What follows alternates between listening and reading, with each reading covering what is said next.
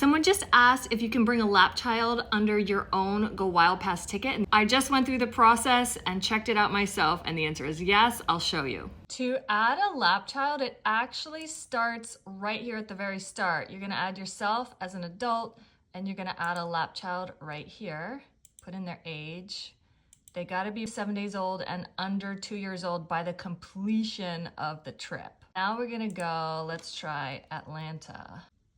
We're going one way tomorrow. Search. And boom, there's our $16 GoWild option right here. Click, continue. They always want to get you to add the bundles, but no thank you. Here is where you add your passenger information. You'll add yourself and down here, your lap child. They need their own ticket, but it will be free.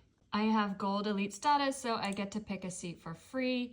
Do note, if you have a lap child, you cannot have a exit row. Then you get to the bags. Again, with my status, I get a free carry-on and I get 2 free checked bags. So if you have a lap child, they cannot have a car seat on the plane because they don't have a seat. So they have to be in your lap, but you could potentially check one and that might be free.